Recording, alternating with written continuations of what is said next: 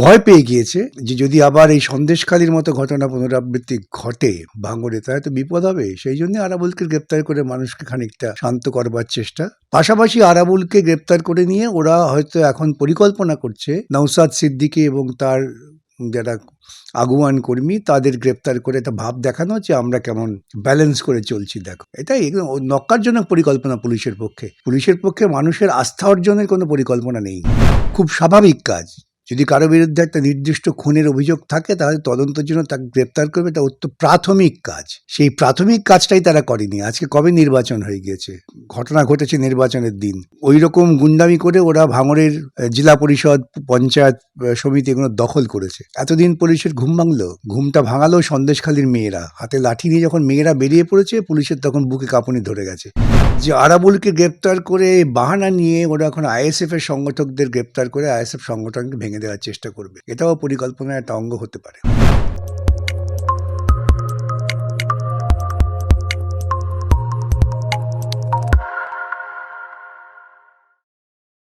ISF নেতা মঈনুদ্দিন মোল্লা খুনের ঘটনায় গ্রেফতার আরাবুল ইসলাম, কিভাবে দেখছেন বিষয়টা? না, এটা তো বহুদিন আগেই এই কাজটা করা উচিত ছিল, সেটা করেনি। এখন এটা করেছে তার কারণ এই সন্দেশখালীতে মানুষের বিক্ষোভ দেখে পুলিশ প্রশাসন ভয় পেয়ে গিয়েছেন। ভাঙড়ের মানুষ ফুঁসছে। আমি জানি পঞ্চায়েত নির্বাচনের পরপর আমি সেখানে গিয়েছিলাম। গ্রামের মানুষ, বিশেষ করে মহিলারা, বহু সংখ্যক মহিলারা তারা আমাকে কথা বলেছিলেন যে আপনি দাঁড়িয়ে থাকুন, আমরা এই সমস্ত গুন্ডাদের ঝাঁটা দিয়ে এলাকা থেকে পিটিয়ে বার করে দেবো। এরা গুন্ডামি করবে, জুলুমবাজি করবে, এসব চলতে পারে না। কিন্তু পুলিশ প্রশাসন তো কখনোই ঠিকমতো কাজ করে না। যখন কোথাও খুব একটা উত্তাপ হয় তখন তারা গিয়ে লোকজনকে আটকে দেয়, নেতাদের ঢুকতে দেবো না, অতই ঢুকতে পারবে না, শুধু তৃণমূল নেতারা ঢুকতে পারবে। এই করে করে মানুষের মধ্যে একটা চূড়ান্ত অশ্রদ্ধা জন্মেছে পুলিশ সম্পর্কে। সেই জন্য মানুষ বিক্ষুব্ধ, ভয় পেয়ে গিয়েছে যে যদি আবার এই সন্দেশখালীর মতো ঘটনা পুনরাবৃত্তি ঘটে ভাঙড়ে, তাহলে তো বিপদ হবে। সেই জন্য আরাবুলকে গ্রেপ্তার করে মানুষকে খানিকটা শান্ত করবার চেষ্টা। পাশাপাশি আরাবুলকে গ্রেপ্তার করে নিয়ে ওরা হয়তো এখন পরিকল্পনা করছে নওশাদ সিদ্দিকী এবং তার যারা আগুয়ান কর্মী তাদের গ্রেপ্তার করে একটা ভাব দেখানো যে আমরা কেমন ব্যালেন্স করে চলছি দেখো। এটাই নক্কারজনক পরিকল্পনা পুলিশের পক্ষে মানুষের আস্থা অর্জনের কোনো পরিকল্পনা নেই। কিন্তু স্যার, যে সিআইডির ওপর এত অভিযোগ আসছিল, বিশেষ করে এই সন্দেশখালীর ঘটনায় শেখ শাহজাহান এখনো বেপাত্তা, তো এই ধরনের গ্রেফতার তো একটা বিশ্বাসযোগ্যতা বাড়ার কথা। না, বাড়বে ভালো না, পদক্ষেপ। বাড়বে না। গ্রেপ্তার করাটা একজন যার বিরুদ্ধে অভিযোগ হচ্ছে এটা পুলিশের সাধারণ কাজ, খুব স্বাভাবিক কাজ। যদি কারো বিরুদ্ধে একটা নির্দিষ্ট খুনের অভিযোগ থাকে তাহলে তদন্তের জন্য তাকে গ্রেপ্তার করবে, এটা অত্যন্ত প্রাথমিক কাজ। সেই প্রাথমিক কাজটাই তারা করেনি। আজকে কবে নির্বাচন হয়ে গিয়েছে, ঘটনা ঘটেছে নির্বাচনের দিন। 15 জন। ওই রকম গুন্ডামি করে ওরা ভাঙড়ের জেলা পরিষদ, পঞ্চায়েত সমিতি এগুলো দখল করেছে। এতদিন পুলিশের ঘুম ভাঙলো, ঘুমটা ভাঙালো সন্দেশখালীর মেয়েরা। হাতে লাঠি নিয়ে যখন মেয়েরা বেরিয়ে পড়েছে, পুলিশের তখন বুকে কাঁপুনি ধরে গেছে যে ভাঙড়ের যদি মহিলারা এরকম ঝাঁটা লাঠি নিয়ে বেরিয়ে পড়ে তাহলে পুলিশকে আর ওখানে দাঁড়িয়ে থাকতে হবে না। সেই জন্যই ভয় পেয়ে গিয়ে গ্রেপ্তার করেছে, মানুষকে আপাতভাবে দেখাবার চেষ্টা করা যে আমরা সক্রিয়। কিন্তু স্যার, এই আরাবুল ইসলাম কিছুদিন আগেই একেবারে সরাসরি মুখ্যমন্ত্রীর কাছে আবেদন জানিয়েছিলেন যে তার নিরাপত্তা বৃদ্ধির জন্য, কারণ তিনি বলেছিলেন যে তার প্রাণহানির আশঙ্কা রয়েছে। আর এদিকে সিআইডি তাকে জেলে পুরে দিল। না, সেটা তো ওদের অন্তর্দলীয় কলহের ফলে। ওদের ওখানে অনেক নেতা টেতা আছে না, সবার নাম তো আমি জানি না। অধিকাংশই গুন্ডা। আমি বলছি না, ওদের নেত্রী বলেছিল, দেখেছিলাম আমরা এরকম ডিজিটাল মিডিয়াতে বা টেলিভিশনে, কোন এক নেতাকে বলছে তুই তো বোম মারিস। অবশ্য ওর নেত্রী সব কর্মীরা এরকম গুন্ডামি রাহাজানির সঙ্গে যুক্ত, সেটা নতুন কিছু না। এখন ওদের মধ্যে অন্তর্দ্বন্দ্ব আছে যে কে কোন এলাকা দখল রেখে কত টাকা কালেক্ট করতে পারে, কত বেআইনি জমি দখল করে নিতে পারে। সেই অন্তর্দ্বন্দ্বের ফলেও কিন্তু এটা হতে পারে। আপনার কথার সঙ্গে একেবারে মিলে যাচ্ছে। আইএসএফ নেতা নওশাদ সিদ্দিকী তিনিও অভিযোগ করেছেন যে এটা অন্তর্দ্বন্দ্ব, এলাকা দখলের লড়াই চলছে ভাঙড়ে। শওকত মোল্লা এলাকা দখলের জন্য প্ল্যান মাফিক এই কাজ করেছে। ওই যে বললেন নামটা মনে পড়ছিল না, কখনো শৌকত মোল্লা, কখনো ওই কাইজার নাকি, এরা ভাঙড়ের মানুষকে ভয় পাইয়ে জুলুমবাজি করে আতঙ্কের মধ্যে রেখে দিয়েছে। আমি তো ভাঙড় প্রচুর ঘুরেছি, দেখেছি তো। এখন এদের মধ্যে একটা অন্তর্দ্বন্দ্ব তৈরি হয়, সে অন্তর্দ্বন্দ্বের পরিণতি এটা আরেকটা হচ্ছে পরিকল্পনা করে, এটাও ভাবাচ্ছে আমাকে, যে আরাবুলকে গ্রেপ্তার করে বাহানা নিয়ে ওরা এখন আইএসএফ এর সংগঠকদের গ্রেপ্তার করে আইএসএফ সংগঠনকে ভেঙে দেওয়ার চেষ্টা করবে। এটাও পরিকল্পনার একটা অঙ্গ হতে পারে।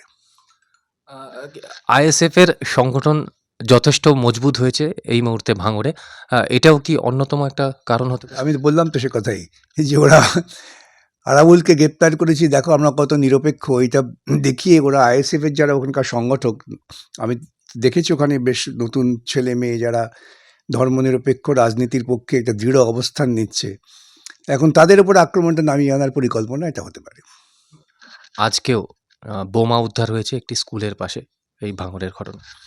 দেখুন, আমি একটা কথা বিগত 1 বছর ধরে বা তার আগে থেকে বলে আসছি, ববটি কাণ্ডের পর থেকেই, যে পুলিশ একদিনে বিনা নোটিশে গোটা রাজ্য জুড়ে সমস্ত তৃণমূল নেতার বাড়িতে যদি ছাপা মারে, তাহলে প্রচুর বোমা, প্রচুর বেআইনি অস্ত্র, প্রচুর বেআইনি টাকা উদ্ধার হবে।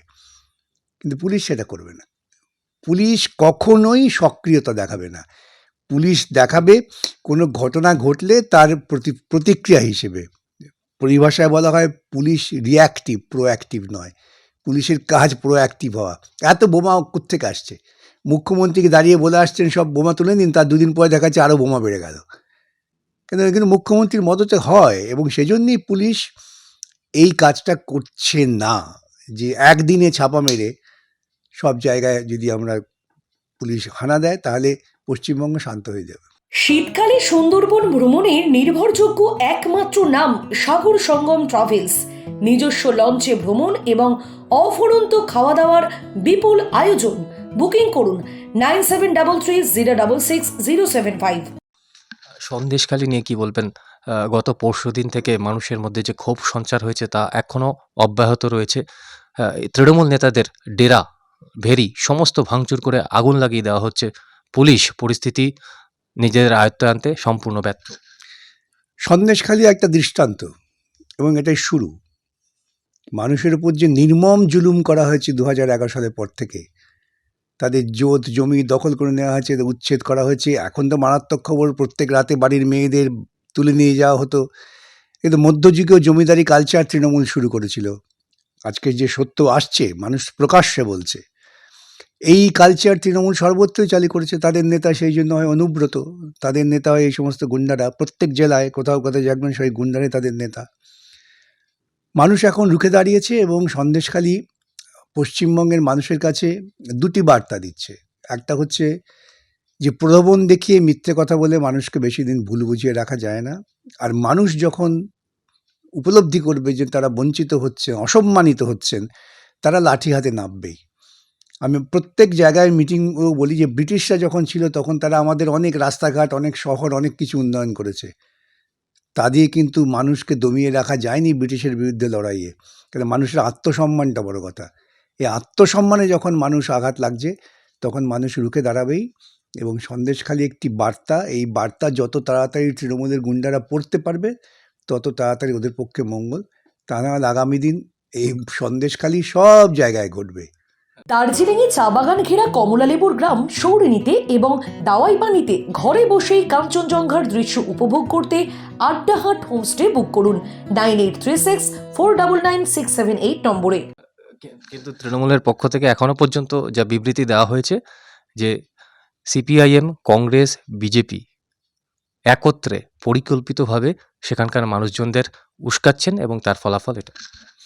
হ্যাঁ, এটা তো সিপিআইএম করবেই।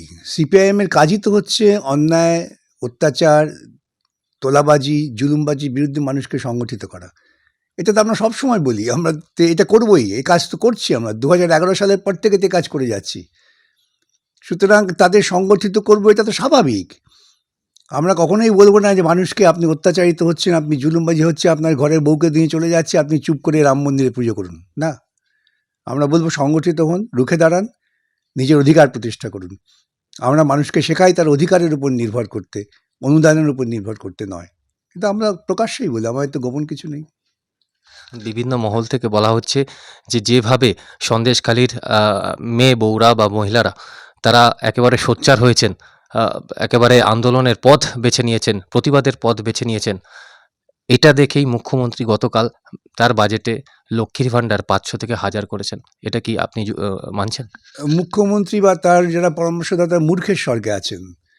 এটা মানুষ বুঝতে শুরু করেছে যে প্রত্যেকটা বঙ্গবাসীর মাথাপিছু 63,000 টাকার দেনা, মাথাপিছু প্রত্যেকটা বঙ্গবাসী যারা আজকে ওই লক্ষ্মী ভাণ্ডার পাচ্ছেন তাদেরও ঘাড়ের ওপর দেনা। সুতরাং মুখ্যমন্ত্রী দেনা চাপিয়ে দিয়ে যাচ্ছেন, এরপর বংশ পরম্পরায় দেনা শোধ করতে হবে। আগামী দিনে পশ্চিমবঙ্গকে যদি ওই মানে দেউলিয়া করে দেওয়া যায়, মুখ্যমন্ত্রী সে পথেই যাচ্ছেন। এবার থেকে তো যারা ঋণ দেন তারাও বলবেন হাত জোড় করে ধার চাইয়া লজ্জা করে দিবেন না।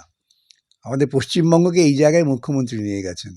সুতরাং ওই দেখছেন না, ওই 500 টাকা 1000 টাকায় কিছু হয় না। সন্দেশখালী মানুষের যখন আত্মসম্মান বোধ জাগে তখন ওইসব টাকা ফাঁকা দিয়ে কিছু হয় না।